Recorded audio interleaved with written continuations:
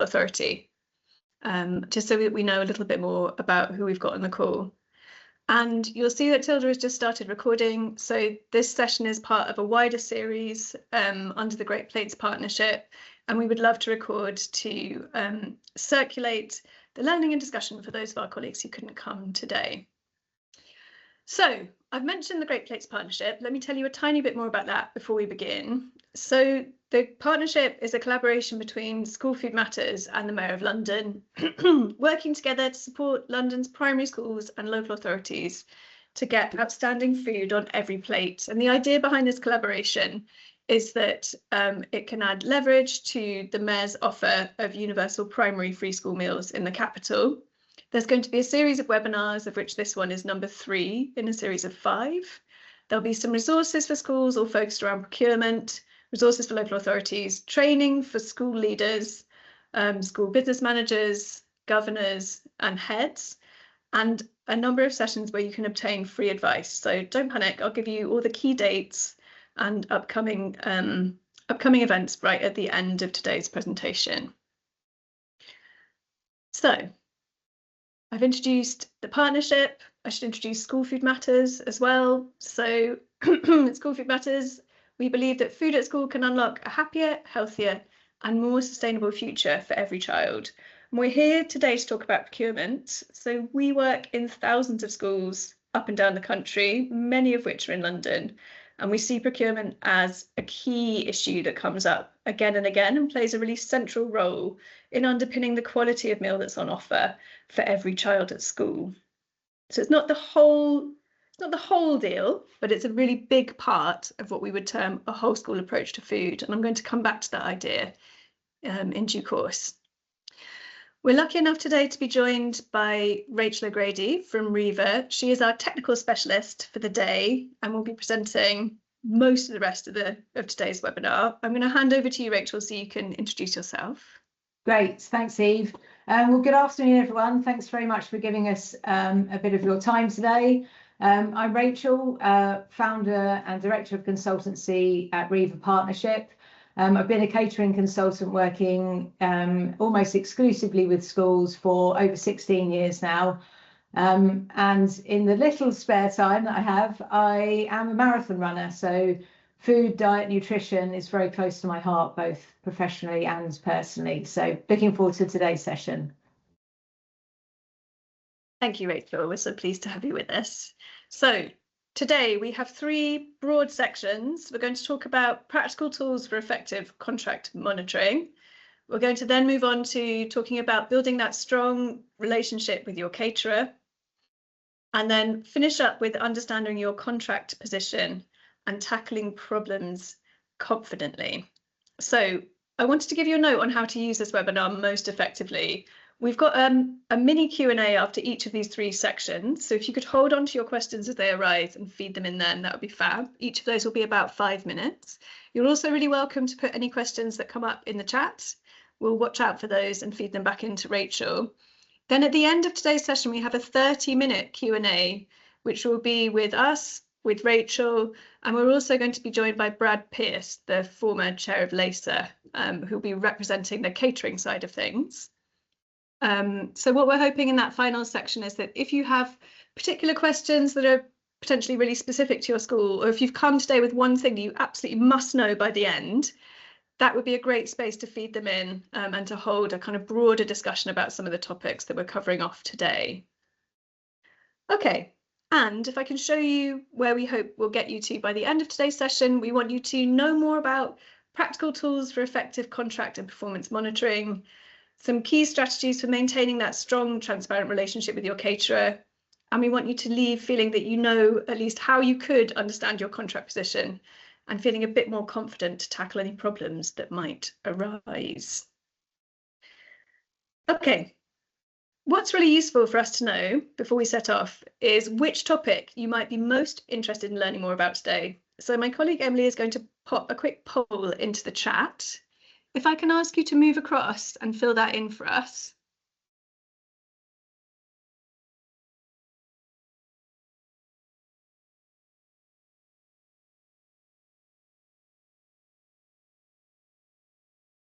I'll give you just 1 minute to pop it in.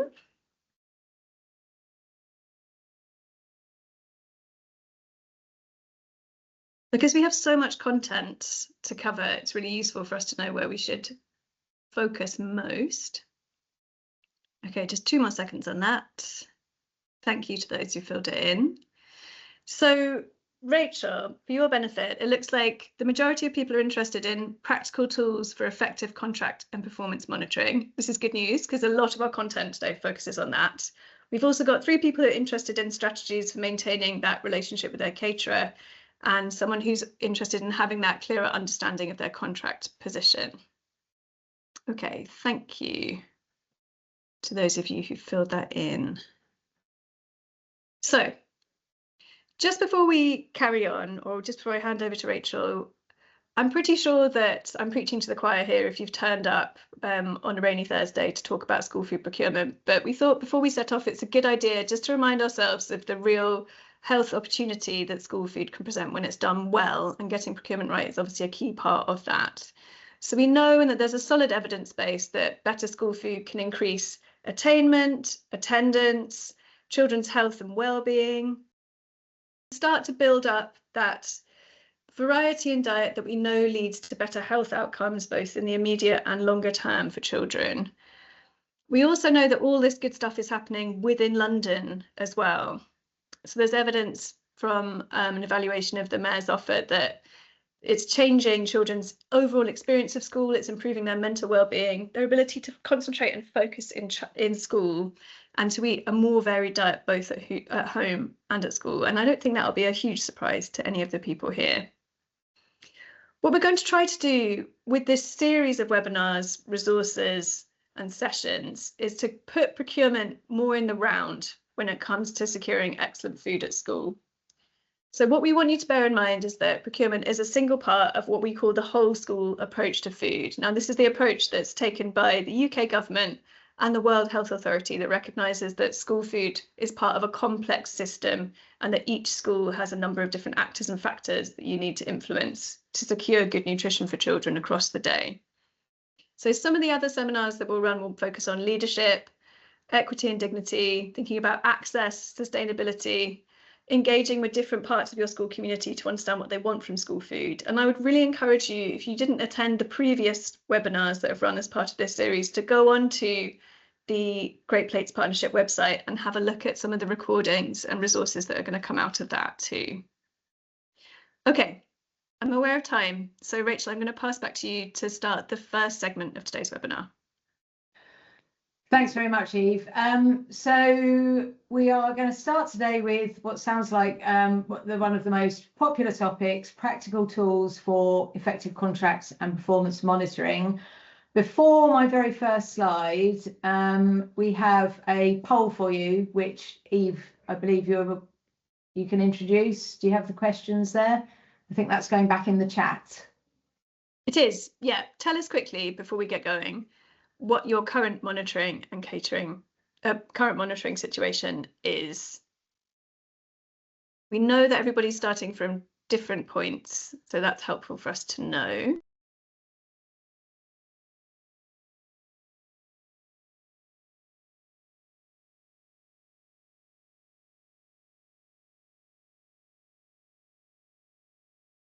Okay. Thank you to those who've responded. Gosh, you're lightning fast, this group. So it looks like, it looks like the majority of people do have monitoring in place for their catering provision, but it's not effective. And then we have 3 outliers, lucky outliers, who say, yes, we do, and it is effective. So the majority, you are doing monitoring, but it's not working out for you the way that you wished it was. Okay, great. No, really useful. Thank you, guys. So with that in mind, we're going to start by having a look at what makes a successful catering provision. So we're thinking here specifically about schools that are outsourced. So you have a different catering provider, and you're very much looking for the very best food you can get on the plate. And often when it comes to contract monitoring, it's sort of going down at lunchtime and saying, the food doesn't look very good. We're not happy with the food. The provision's just really not working, and we can't quite pinpoint why. And I think going back to your contractor with just a very broad sort of, I'm not sure if this offer is quite right. Is it really the best it could be? Can be very difficult to make inroads towards both monitoring and, of course, improvement. So what we want to introduce is the notion of all of these different elements of the catering contracts that your contractor should be delivering for you. So certainly the school food is, of course, paramount. The whole school approach works fantastically well. But when it comes to monitoring the contract that you hold with your provider, we would very much encourage you to consider all of these different elements, all of which have to come together to make ultimately the food on the plates and your catering offer as great as it can be. So are you communicating with them? Are they marketing the offer to both your students and to the parents? Do people know what the school food's looking like? Do they know when your special days are on? How are the staff down in your catering areas? Are they fully trained? Are they interacting with your students as you would want them to be? Are they putting them off? Are they encouraging them through? Are they educating and teaching them as they come through at lunchtimes? Are you getting the right level of management from your catering contractor? Are you seeing them regularly? Do they let you know what's coming up? Are they proactive? Are they tracking your uptake? All of that sort of good management stuff. Are they monitoring the quality of your provision? How are they making sure that they're on track with their contracts? Are they delivering social value and sustainability? Did they promise you that at the beginning and it's maybe tailed away? Is it something that's often forgotten because there's broader issues perhaps? And very importantly, are they being, we say transparent with their finances? That sounds all a bit commercial, but are they telling you how they're getting on? Are they achieving the uptake they thought they would achieve? So they're getting enough money in to cover their costs. All of those elements are really, really important. So we never want to lose sight of the food on the plate. But today's session is about monitoring the contract as a whole, and really trying to embed the notion that all of those elements really need to be performing well in order for that fantastic food delivery. So I suppose question number one would be, what did you agree with your catering provider? If it was tendered previously, what have you included in your spec? That's really, really important. So did you set out any parameters for all of these different elements? Hopefully all relationships and contracts would have come together with something slightly broader than just really good quality food, please. But did you go into that level of detail to cover all of those other really, really important elements of the catering provision? And as I always put it, your specification is your Bible, so really, really important. We have actually got another separate webinar talking about procurement and teaching a little bit more about procurement as a whole, and in particular how to build your catering specification. So loads of important stuff in there about the food, the standards, the quality and such. But did you include all of those elements that have to come together to really deliver that successful provision? And were you prescriptive? That's a really important point. Did you talk about the levels of management you expect, and the way that the staff have to interact with your students and so on? And really importantly, did you include in your specification a monitoring framework, which is very much what we're talking about today, the monitoring side of things. So I'd encourage you to go back to your specification, and if you don't have one, to try and unravel what it was that the contractor had promised to deliver to you in the first instance. And before we get into what does that monitoring framework need to look like, I'd like to encourage you to think about procurement as a life cycle. And it is important, I feel, to bring that up in today's session about contract monitoring, referred to as contract management, in the life cycle here on our slide. because there is a lot that really should go into your tender, your specification documents, and invariably what the contractors will promise to deliver to you, which you then need to monitor. So very briefly, and again, the separate session on procurement will dive into this a little bit deeper, but really thinking about your procurement strategy, i.e. what do you want from your catering? Have you involved lots of stakeholders to decide what you want? Contract management training, perhaps you don't necessarily need training, but certainly thinking about the resource that's going to be available to monitor your contracts, who's going to check that these things are being done, and get them involved really right at the beginning of the process when you're putting together for the contractors what it is you want them to deliver for you. Reviewing your current service, that doesn't need to be anything formal, but just having a look at your current catering, what could be improved in particular.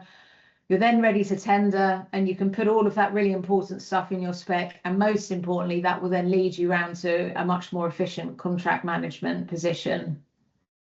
So just touching on that briefly for today, and hopefully some of you can join us for our next procurement specific session.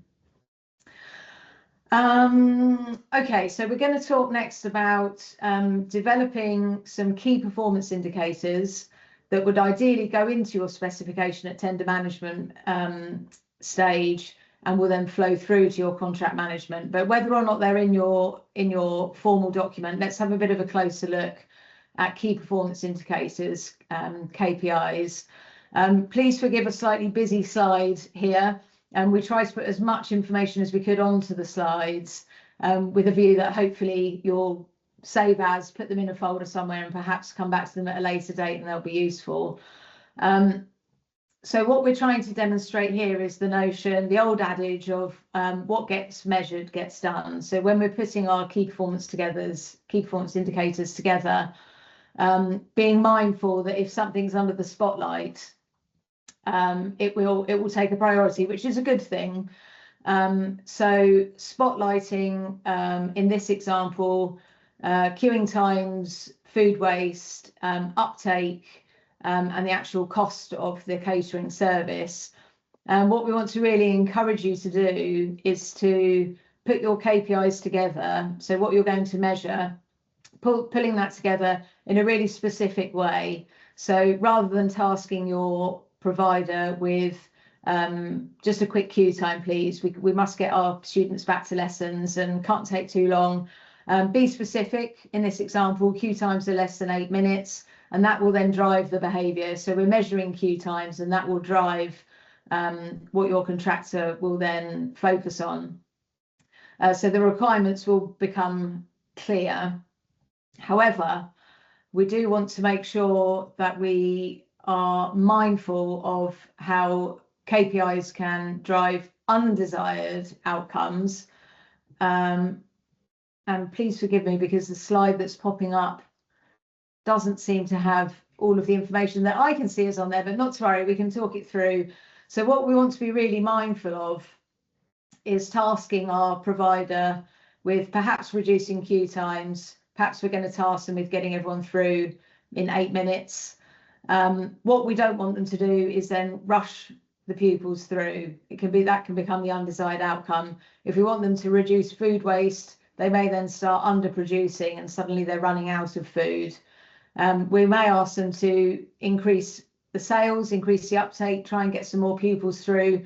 And the next thing, you're finding pizzas and chips and burgers on your menus every day, and so on. So I think what we're trying to demonstrate here is be really specific with what it is that you're tasking them to do. So there's no ambiguity, but making sure that you've got a really nice balanced set of measures. So we're not just asking them to speed everything up, please. We're asking them to consider the impact of that and the broader service delivery that we're looking for. And I think a really easy way to do that is to, I'm so sorry, I've got a different slide showing on my screen that I'm not sure you can see. SMART goals. Consider the SMART acronym when you're putting your KPIs together, which is specific, measurable, attainable, relevant, and timely. So if we further our example of queue times. Your contractor's just not managing to get everybody through, and it's impacting the service. We would recommend considering the SMART acronym and perhaps designing something such as queue times, being specific, are less than 8 minutes to be measurable, while staff are still meeting their training to engage with each student every lunchtime. So it fits nicely into the acronym. We've been really clear on what we want, making sure it's attainable and broadening the objective to make sure they're still talking with your students and explaining the food in front of them, engaging with them and making sure this happens every day. So a lot of information there. KPI design is really quite an art, but hopefully that's given you a bit of an idea as to how broad they need to be in scope, considering all of the different elements of your catering and really making sure they're specific, measurable, and aren't going to drive the wrong behaviours. In addition, we've talked quite a lot about what the contractors should be doing. We want to really embed the notion that this is a partnership. So you're in partnership with your contractor, and there are some responsibilities that sit with the school, with yourselves, in order to make sure your contract is working smoothly. So we've listed a few items there of what a client, a school, would typically be responsible for, but I really want to focus on that last bullet point there, making yourselves available. Whenever I'm talking to the many contractors I work with, more often than not, if they feel there's an issue, one of the underlying factors contributing to the issue is that they just can't get in front of the clients. So please make sure that it is very much seen as a partnership, and making sure that we understand that a partnership by its very nature can't work without all parties working together. Ultimately, we all have the same goal. So hopefully clients and contractor are all driving towards fantastic food on the plate for our pupils. So we're starting from a position of strength. We both want to achieve the same goal, and that would be made much, much easier if it's seen more as a partnership. In addition to responsibilities and working together, we don't want you to forget about the school food standards, of course. And I'm just going to pass back to Eve very briefly to talk to you about that. Couldn't run today's session without a quick plug for your statutory requirements to monitor school food standards. So in your spec, you will have said that the caterer needs to meet the school food standards and they need to present you with a menu that does. A lot of the schools that we go into, particularly as part of our flagship Nourish School Food Improvement Programme, we find that schools aren't aware that it's mandatory for schools to take ultimate responsibility for monitoring whether or not your caterer is in fact meeting those standards. So although it can be tempting to think, well, I've told them they have to do that, it's in their hands. We would really encourage you to take ownership of this, have somebody named in the school who's in charge of checking up on school food standards. You should also have a named school food governor, which can be a really great way of getting that kind of senior leadership drive behind improving the standard of food on offer. If you feel a bit intimidated or you think, I'm not entirely sure what that involves, don't be sad, because on our website at School Food Matters, we've got multiple sets of resources that make monitoring the school food standards super easy.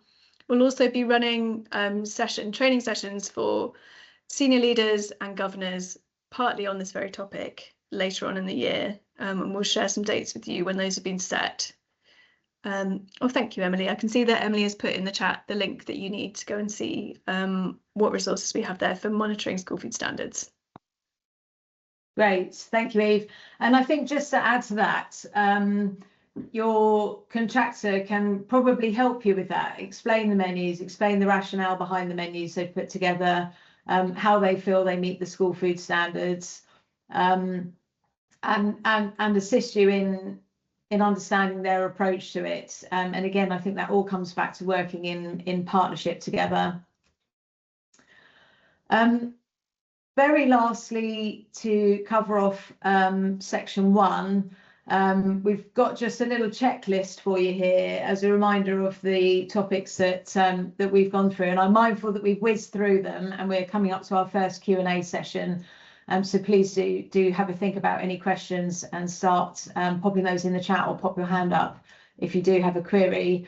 But again, by way of recap, we would really encourage you to use the SMART acronym and be really thoughtful about devising the right KPIs, and just having a think about, why have we not got the best food that we could have on the plate? Is it to do with another element of the contract? Are we checking everything that's been promised to deliver to us?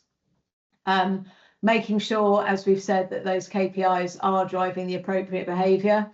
So we've said not enough of our students seem keen on the meals. Can you please focus on increasing uptake? And again, along come the pizzas and the burgers, which wouldn't be compliant, but would be an example of driving inappropriate behaviour via a poorly worded KPI.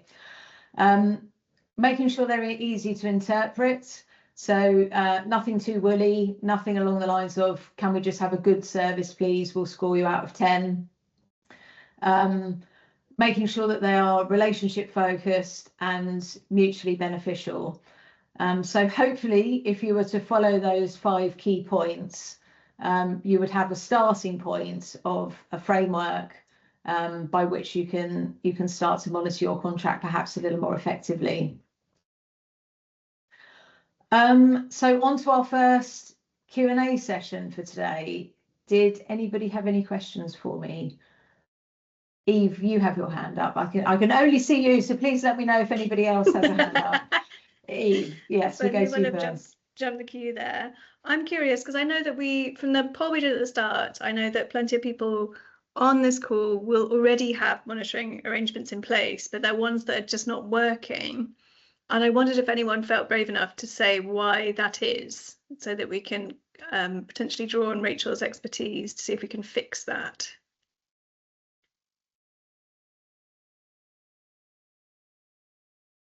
I think it's an interesting one. Do pop your hands up, guys, if you're one of the ones that chose that option and wanted to jump in. We do come across this quite often. So we're working with literally hundreds of different schools, and have done over the years, and seen attempts at contract management.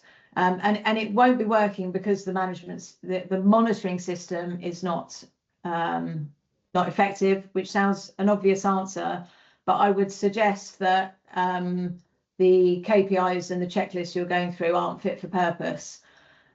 So it's back to a school that will say, my catering's just not very good, full stop. I think it's worthwhile using your checklist live with the contractor. Are you going through the checklist together? Is it something that it's a tick box exercise that they email to you? Can it be used to draw that relationship closer and really dig into the issues? I can see another hand up. Did anybody else want to build on that?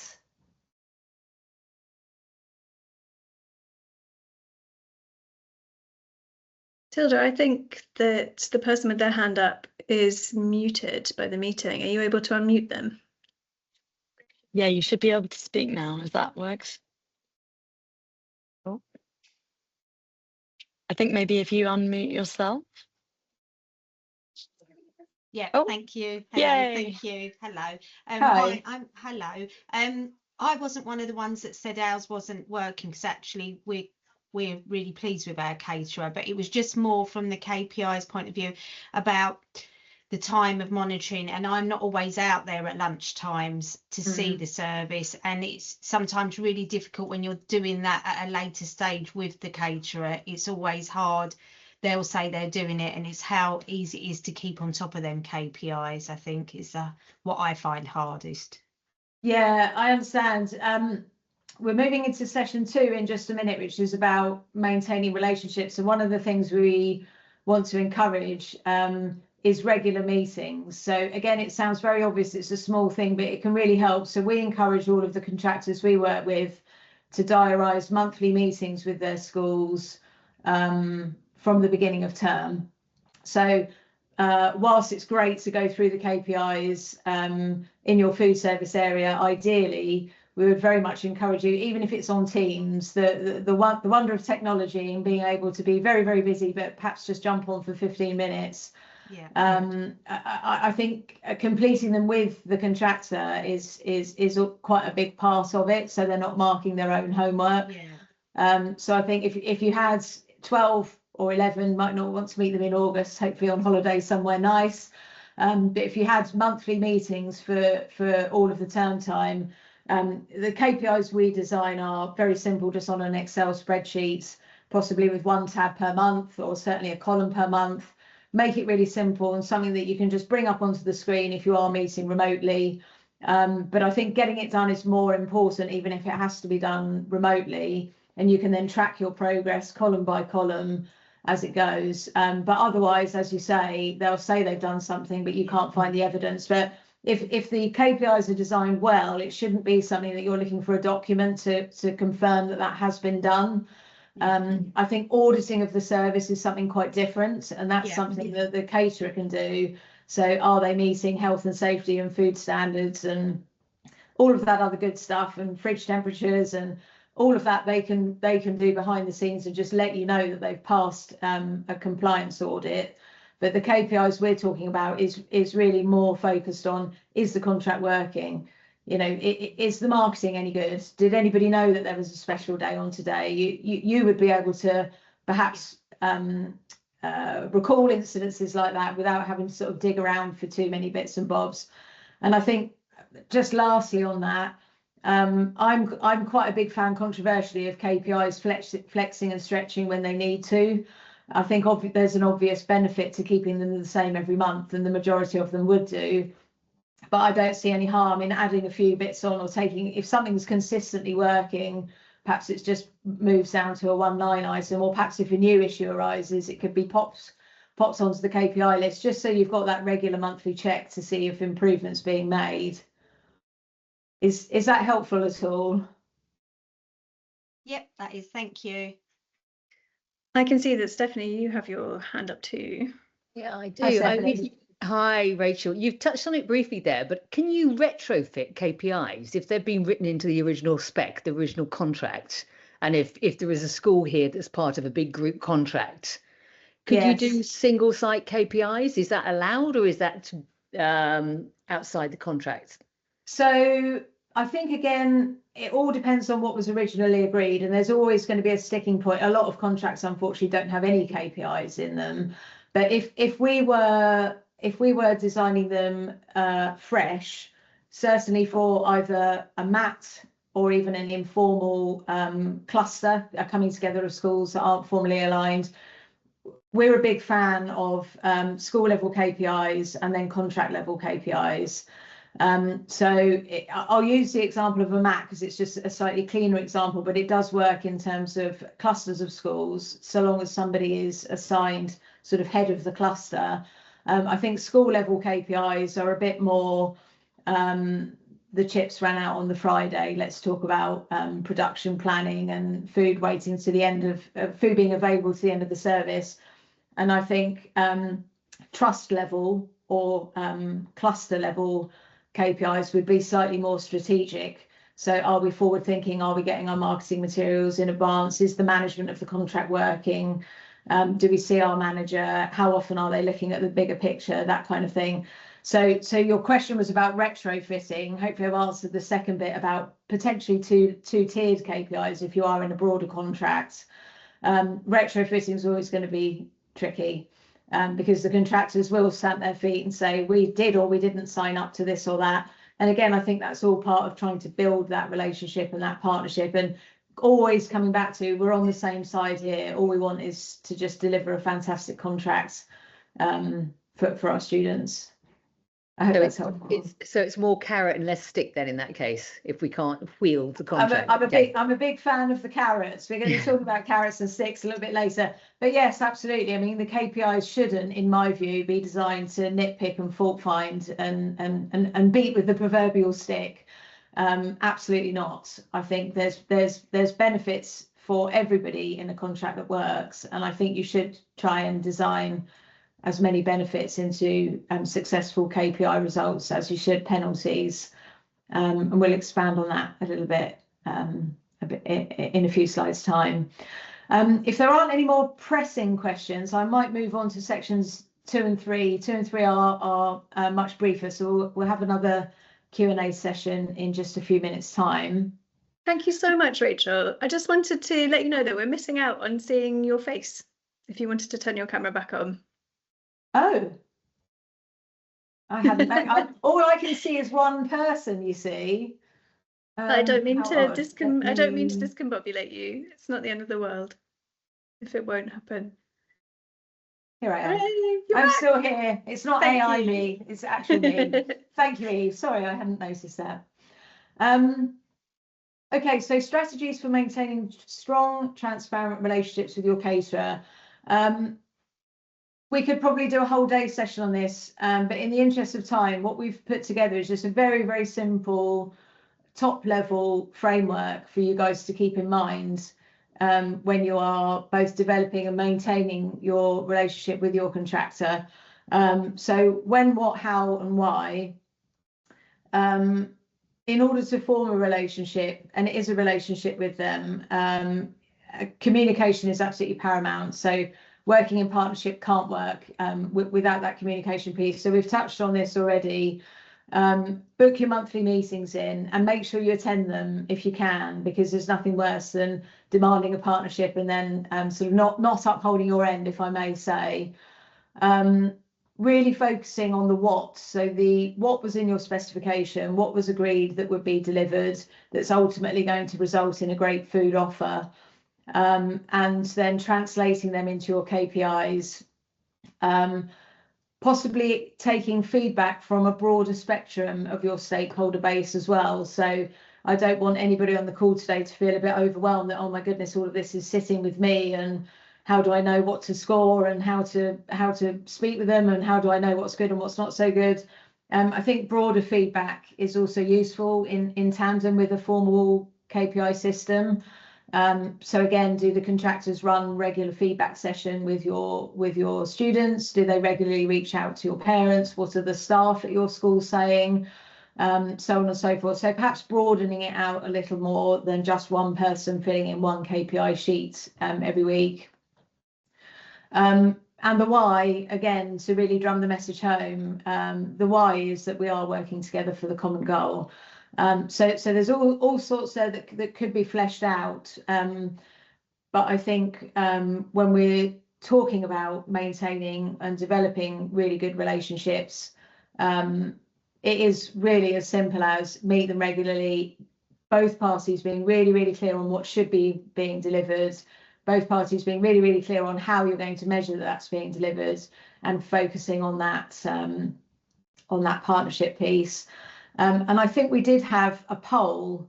Am I right, Eve? There was another poll, so you guys could let us know just a little bit more about how your relationship's working with your contractor at the moment.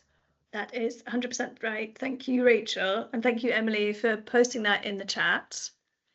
Tell us how you are currently getting on with this.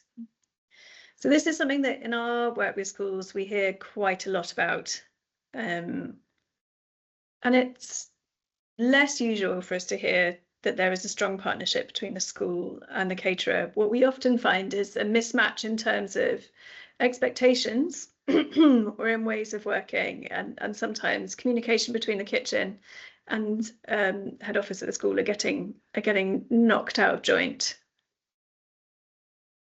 So we have pretty much a 50-50 split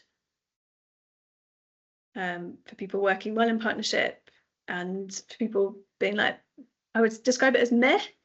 It's okay, we don't get any complaints, but it might not be that brilliant.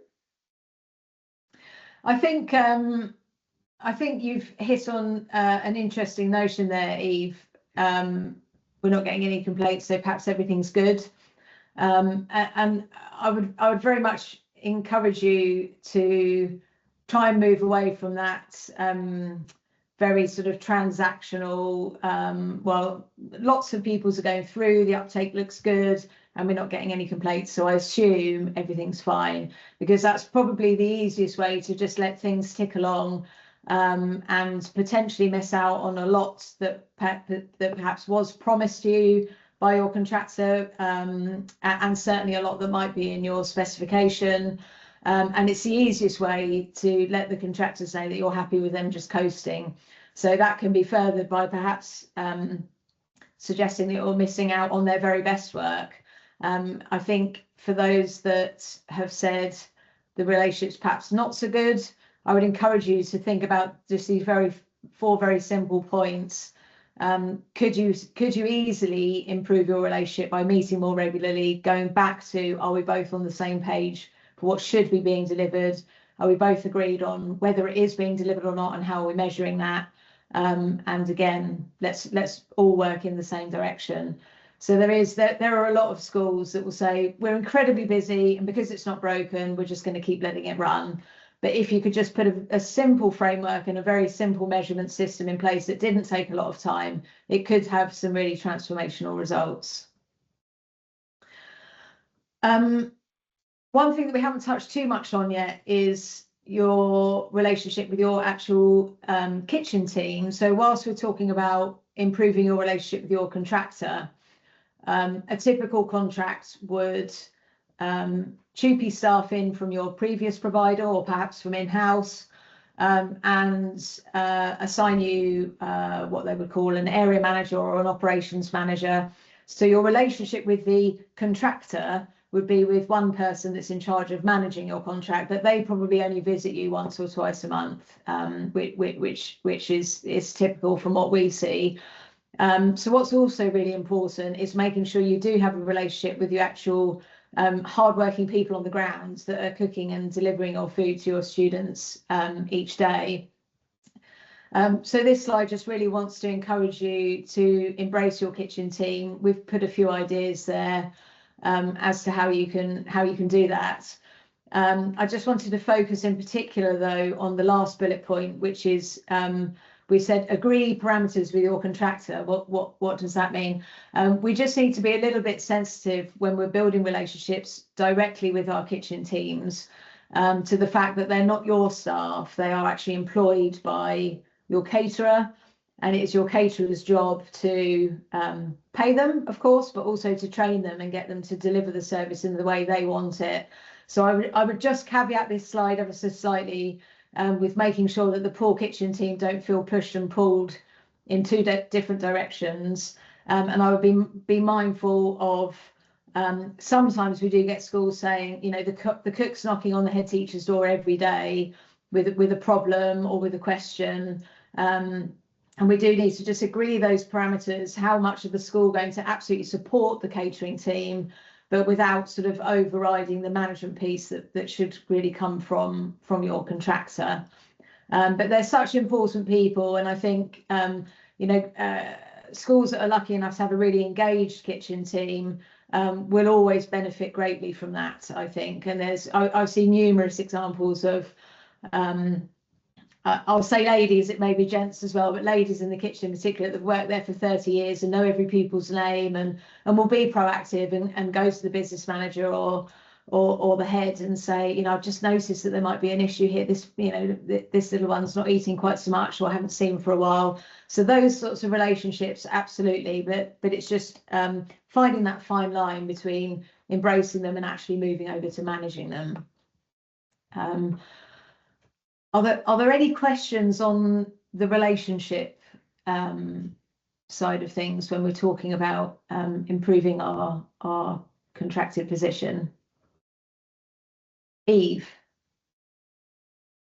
I had a question because I was curious to know if you'd gone into any schools where you'd seen best practice, as it were, a really good example of the school working to foster that kind of closer relationship between the kitchen and the wider school team, and the ways, because we're really aware of the ways in which that can yield results, but I thought it might be useful for people to hear a few kind of tangible examples of how that might be done.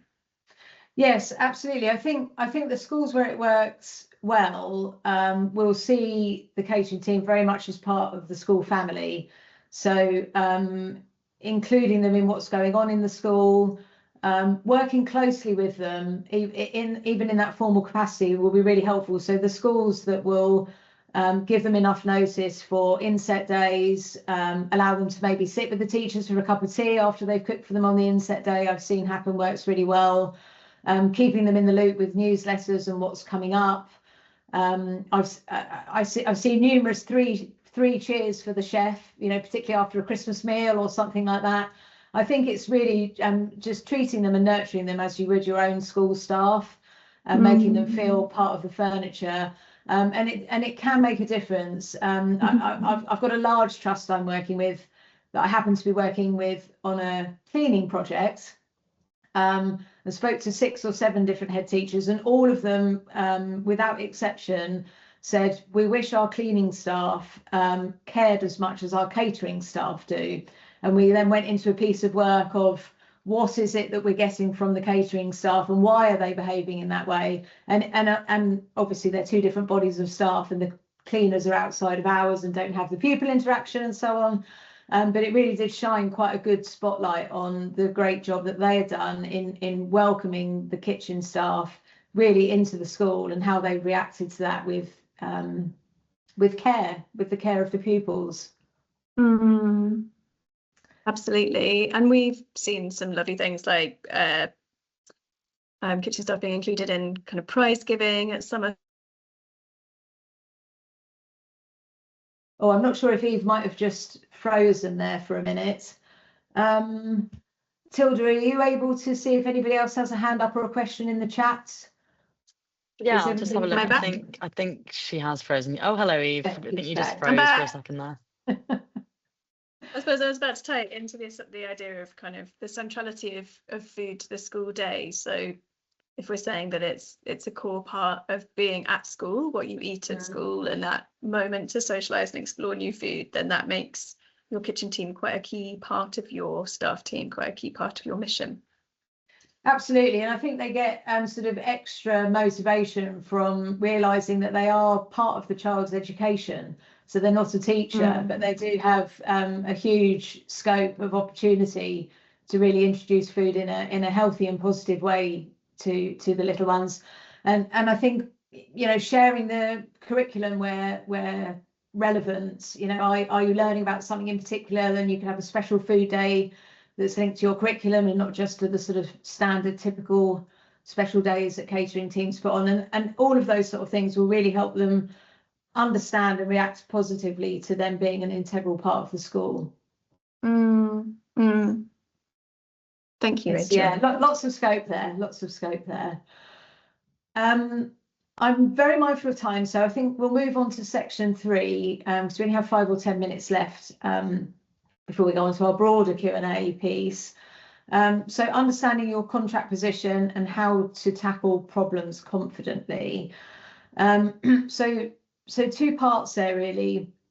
Understanding your contract position, would very much encourage you to try, if you can, to find these 4 very key documents.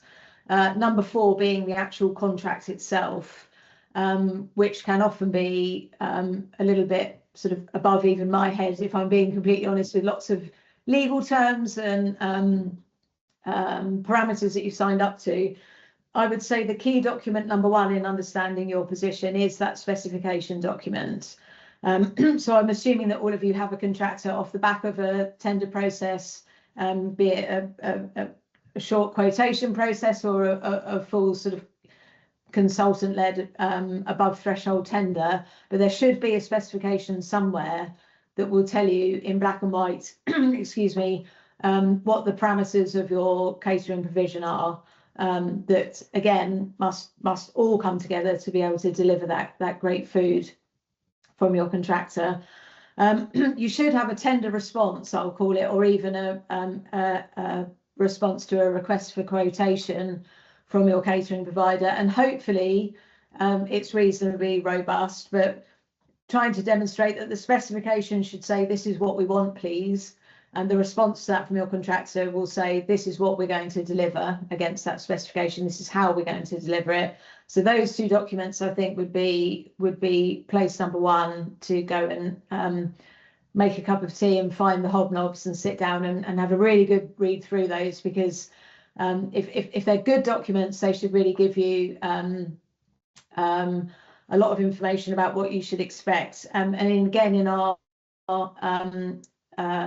separate webinar, which is about procurement, we can talk to you in a lot more detail about the level of information and how prescriptive to be in your spec and what questions to ask for the tender response, because they will become, as we've said before, your Bible. So when you're wondering, you know, I'm not really sure where I am with this, you will need to go back to what was agreed initially.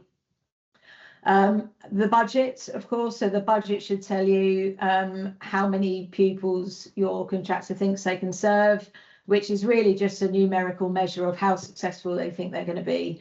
Do they think they're going to be successful enough to get all of your pupils through, particularly under the Mayor's Meals Scheme? Theoretically, we should have everybody in and eating. But the budget will also tell you where, if any, there are constraints around food costs and labour costs.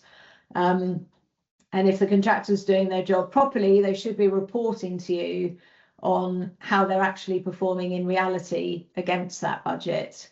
And that will tell you where you are in terms of the success of the contract.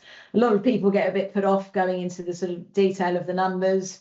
But again, all they are is just a numerical translation of how well the contractor's performing. So if you can find those 4 documents, you're doing really well in order to determine contractual parameters.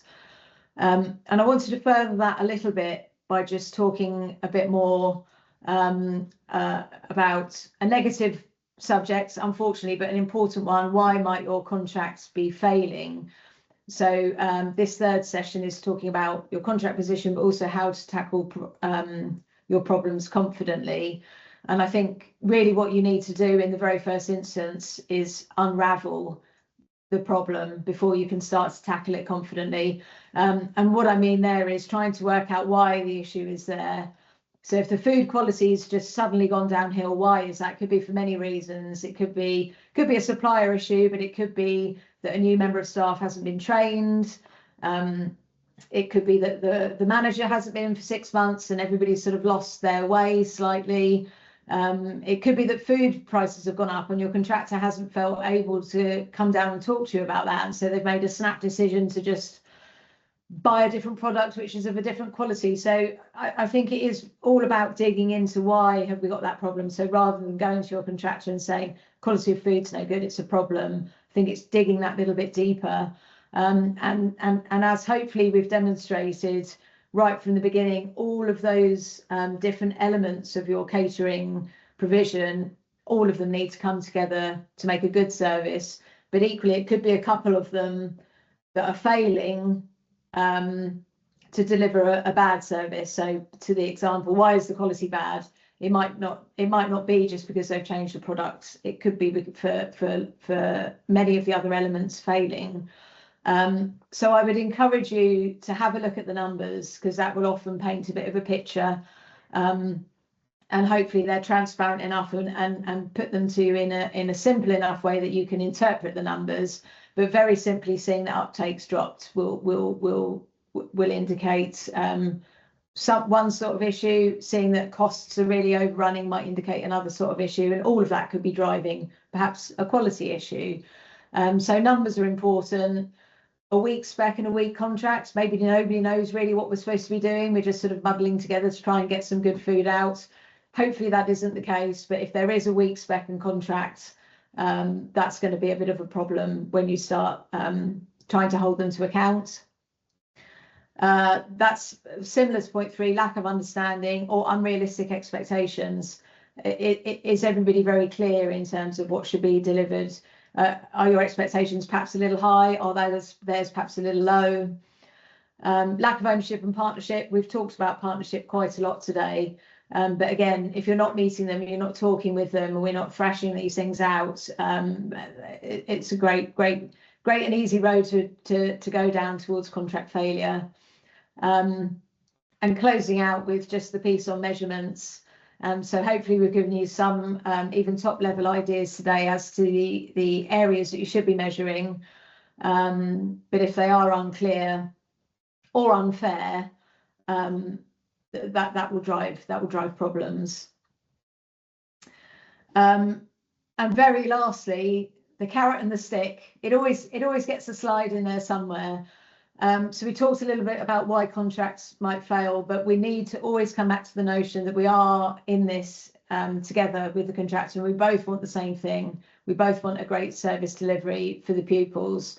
So I always say, please don't make your approach to them, and particularly your approach to developing KPIs and measurements with them, as all stick. So we've used the example here.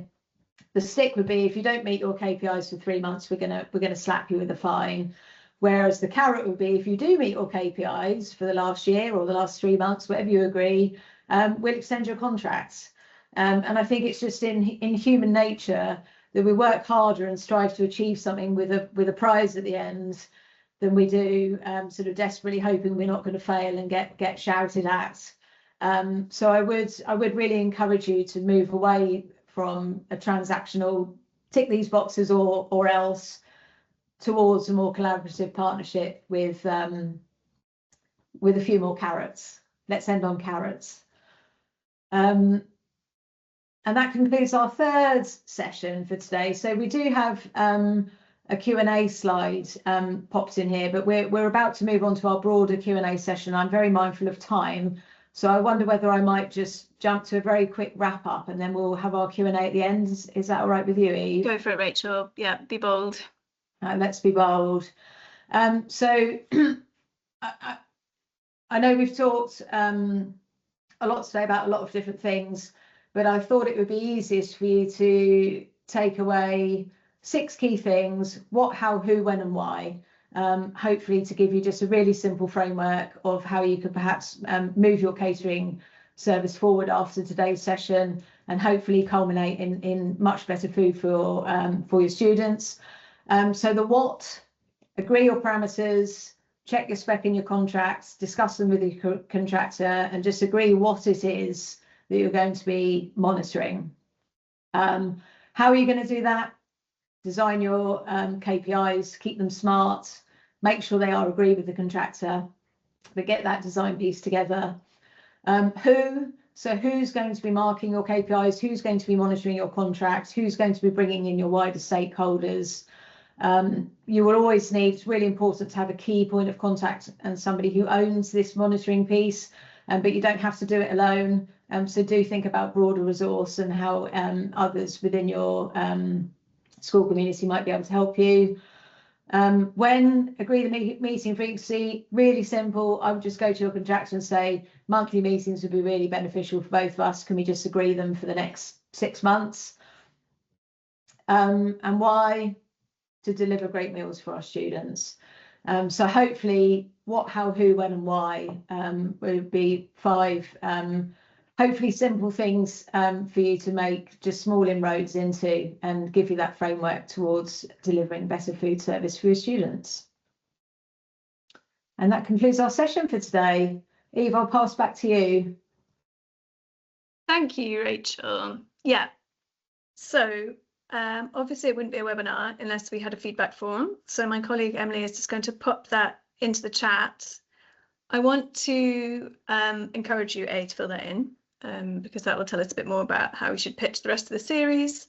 I also want to tell you in a moment a bit more about the other things that we have coming up. So we've got 2 more webinars in the series, one in March, which is for schools with external catering. So thinking a bit about, that's actually about 10, yeah, sorry, I've got in a muddle, start again. So one in March for in-house schools, which is pretty much today's session about quality and consistency, but targeted at in-house provision.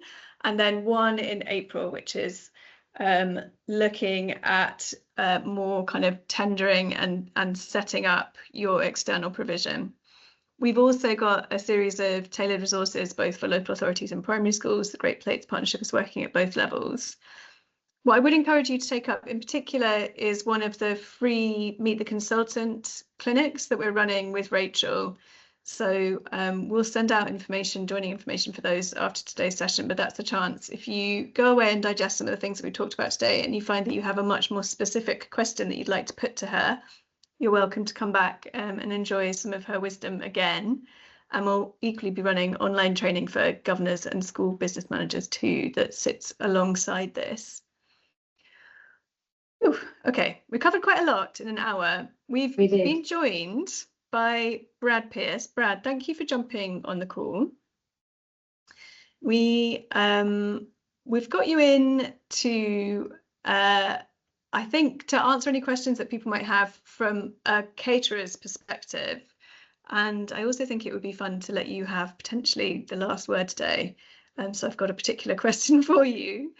Tilda, could you, if you can unmute Brad. Brad, would you like to introduce yourself so people know what perspective you're bringing today? Thank you. Thanks, Eve. Hello, everybody. So my name is Brad Pierce. My day job is Managing Director of caterer, which is providing school meals across the city of Plymouth. We operate as a cooperative, so schools own the business. So there's some buy-in in terms of that. And the council, the city council own 51% of me. But I'm also the national chair for the School Food People, formerly known as LASA. So School Food People represent school caterers, in-house providers, multi-academy trusts, commercial caterers, local authority caterers across England and Wales, and soon to be Northern Ireland. So I've got to come from both sides, really. But I suppose today I'm here as the person who provides meals into 65 primary schools. Thank you so much, Brad. And so my question to the group would be, do you have any questions after today's session that you would like to put to our kind of mini panel of Rachel and Brad? Or have we managed to cover them off over the course of the last hour? I would say, I mean, I've quickly gone through the slides this afternoon. I think pretty much all the points that I would want to raise and I would want to be saying to my head teachers and governors when I see them are listed, and I think it's covered really, really well. From a caterer's perspective, and even though schools are part owners of me, I find that there's often a reluctance to get involved, and sometimes it's a thing that just happens. It's 53 minutes of the school day and everybody expects it to work. So what Rachel was just talking about, in that link person talking to the caterer, I think is really, really vital. Yeah, thank you. And I could see you nodding along when Rachel was going through her list of kind of things that can sometimes cause the contract to fail. Yeah. I did wonder if it might be fun for us to finish on a positive note. And I wanted to ask you, in your experience, what would be, I know you've just given us quite an important tip about having that link person, but what can schools do to strengthen that relationship with their caterer? What should everybody be leaving today and thinking to do with their caterer to shore up that relationship that underpins good delivery? Understanding what the specification is, because I think too often what happens is that somebody will give a school or a MAT a specification and a contract document, and there you go, and people don't read it and understand what the obligations are on both sides. Then understanding that the people that are stood in your school kitchen are vital to making everything work. So involve them as part of the school and treat them as if they were your staff, but also understanding that sometimes those people, those 3 or 4 people, won't be able to make the changes that you want. So you do need to have them on side, but also speak to that nominated account manager person from whoever is your provider. It's a bit of both, but understand, as I recognizing that the people are there, they're part of your school, and getting their point of view as to whether they're comfortable and confident and happy with how they're being asked to work as well. Again, not to use it as a stick to beat the provider, but understand where those pressures are. Really. We've had some schools who've gone to other contractors in the last 18 months, 2 years, and one of the big things which impacted them was the staff that we transferred across, what they perceived as a different quality of food and ingredients and how they had to operate, and that had a real effect on those people, both in terms of how they did their job and how they wanted to come to work and continue to make things better. So it's talk to them, and and as much as you can, make them part of your school. And I think we can all see in our businesses or companies and in our schools in particular, you can pick the people that are happy, can't you? And the people that are really getting job satisfaction versus those that are just going through the motions and clock watching at 5 to 5. And the catering staff are just the same.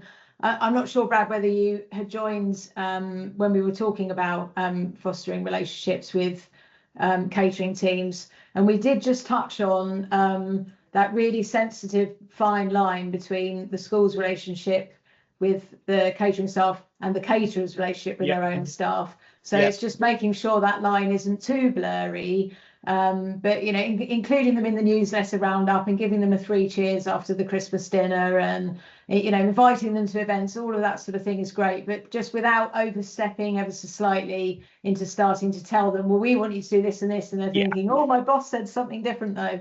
Yeah, there is a line, you know, where I've got a published menu which meets the school food standard, which is costed to have a recipes and everything else which meet that food cost that I can meet from within the funding allowance. There is a line where the staff will have to stick to that, but I think there are really helpful, positive conversations where a school can understand the pressures that catering manager or the catering assistant might be under, and those staff can take that message back to their line management as well.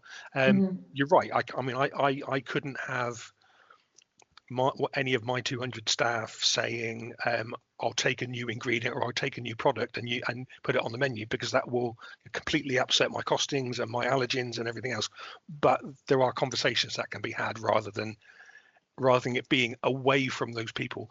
You know, the few people that will be in your kitchen are some of the most important in your school, because they will know your pupils by name, face to face. They will know their peculiarities about whether food can touch on the plate or whether they serve themselves, or all of those things will be known by those 2 or 3 people in your kitchen.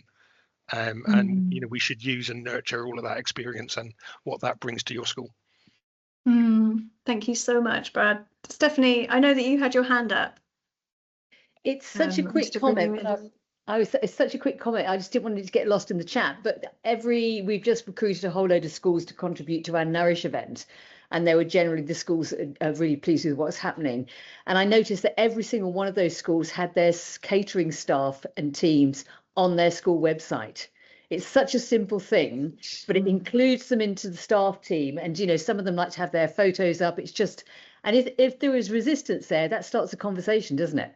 It's about including them, and it's just it just brings them back into the family. And I think it's a really lovely thing to see, and it generally means there's a good relationship there and happiness in the kitchen.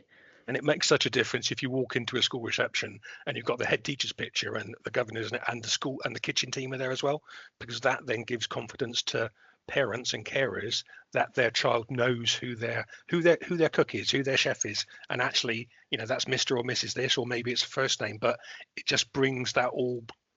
The parent knows that there is a normal, qualified, dedicated person looking after their child at lunchtime. And I think also, just on that point, there's an element of choice, for want of a better word, from the school as to what the catering staff are paid. So they don't all have to be on minimum wage. If the budget's working well, if the solution is working really well and it's really popular and lots of income, to talk commercially, is coming in, and the account is buoyant, there is an opportunity for you to suggest that this needn't be a minimum wage contract. Sadly, these days, costs are incredibly tight and very, very difficult to manage. I think that's the other side of things, in understanding the cost pressures that the caterers are under, but equally understanding that catering should never be an income stream for a school, in my view. And if it is generating a bit of income, how can we reinvest that, and can that be reinvested in the staff line? And similarly, sometimes we'll have schools saying, we can't afford this anymore, we need to cut costs. Can you shave a bit of the labour? You know, these are people. You know, that what sort of a message does that send? You know, just that extra little bit of time to take the care and attention that it needs, I think is really important.